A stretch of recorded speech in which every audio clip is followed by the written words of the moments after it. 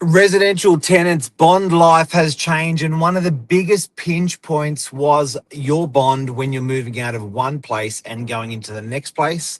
The New South Wales government has introduced a new solution for it. Stay tuned. We're going to tell you all about it.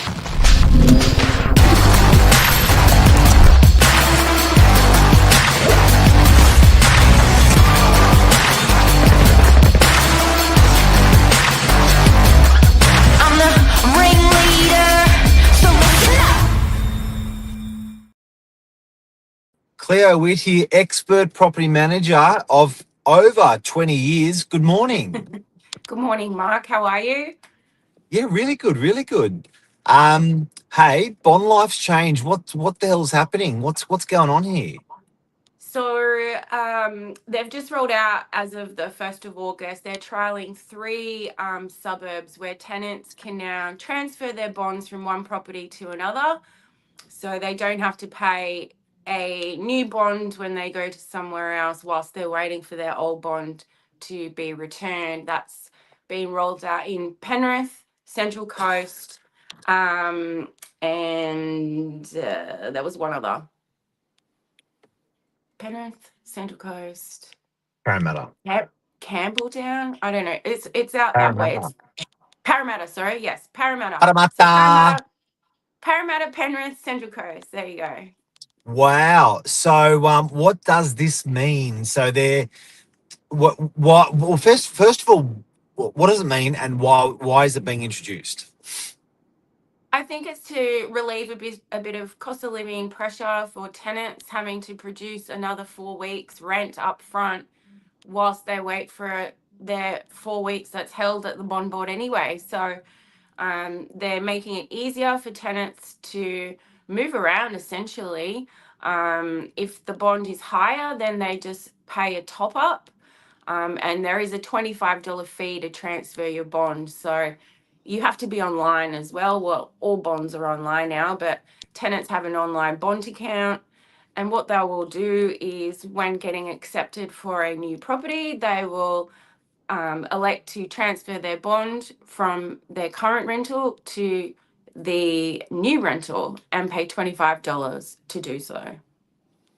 And is this a good thing for landlords and property managers?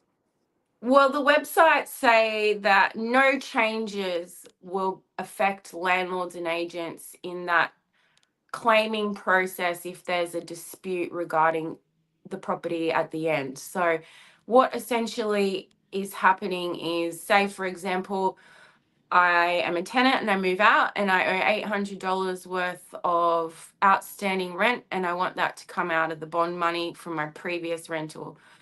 If it's agreed upon, the agent will put through the claim, or the tenant. I don't know which way it's going to work, but either way, agreeing parties say yes, 800 can go to the agent, and then the government pays that 800 to the agent, and the tenant gets invoiced the $800, and they have a time to pay for it. So any agreed upon claim from a tenant and an agent landlord, the government, as in the bond board, pays the agent, and then the tenant owes that money to the bond board. This is with the bond that's already been transferred. So This is revolutionary. This is the first I've heard about this. well, that's why you've got me, so I can share the news that's already passed for almost a month now. Wow. But I guess you're getting better and better as the weeks go by with understanding it as well. So okay. So the outgoing There is a grey agent. area. There's a grey Okay, area. okay, before we get to the grey area, Okay. can I just repeat that just to make sure it's right in my head? The outgoing agent on the outgoing property of the current tenant, they have an agreement of $800. Like, okay, that's going to come out of your bond. Mm-hmm. So the tenant with their outgoing property and their outgoing bond sign it all up. They pay $25, and then they make an application on the ingoing bond, saying, okay, well, it's all going to get transferred $25, and then the government will chase the the outgoing the tenant for that $800. So then the current landlord ain't chasing nothing. No. So what happens is you can't transfer a bond where there's a claim already in place. So if an agent already has a claim or a dispute with the previous bond, you can't transfer.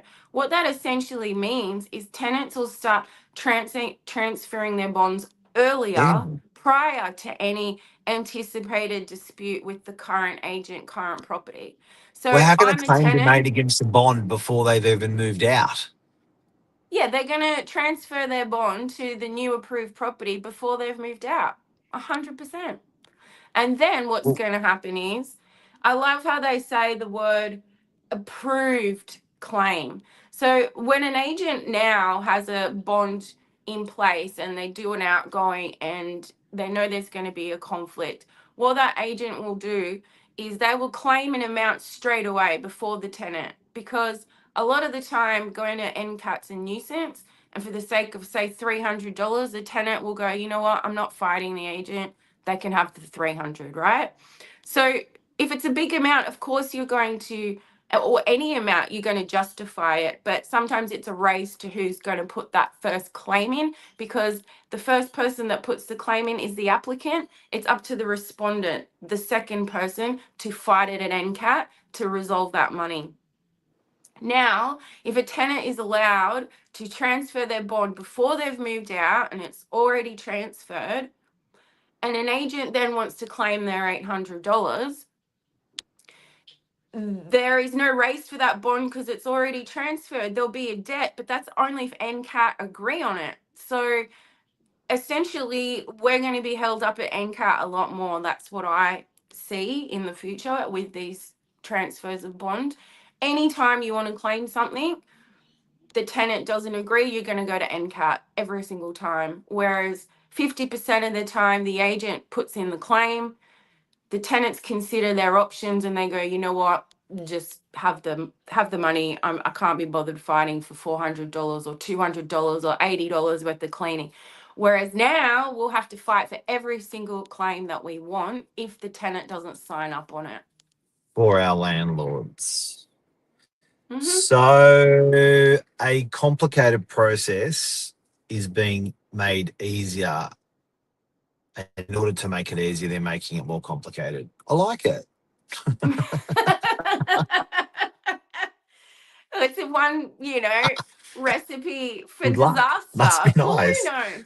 Yeah. Well, watch this space. It hasn't rolled out here exactly, but when It's they you say the know, word approved, I mean, when is it always approved? Like, it's only if it's rent arrears where a tenant agrees on the claim. So if it's something like, they've owed a bit of rent at the end, yes, that's an approved amount. But if they don't agree to the chip wall or the stain, or there's nothing's going to be approved, and the tenants, the agents and the landlords will always have to go down to NCAT, because that money is no longer there. It's with the government. And for the government to pay it out to you, Mr. Landlord and Agent, you're going to fight for that, because we're not just going to give you that money. can you just So clear this up for me a little bit? And you may not be able to, but I'll ask. I go for still it. don't get. I still don't get on the anniversary. I still don't get on a tenant exiting in the property. That's when a dispute will be raised with cleaning, repair, Yep. maintenance, or whatever. But in this application process for transferring your bond, none of that has actually materialized until the tenant's moved out. So, how do you anticipate what's going to materialize when the tenant moves out? Exactly. That's the That confusing part. Is it going to be, and these are, like I said, these are new laws. Are you only able to transfer a bond when your vacate date has expired? But most tenants get approved before they've finished up on their tenancy. Most tenants look at properties and get approved 2-3 weeks before they move out of their current rental. So I am of the understanding that they can transfer and apply to transfer their bond before they've vacated. And then you would then, as the agent, have to allow it, because there is no disputing process as yet, because they haven't moved out.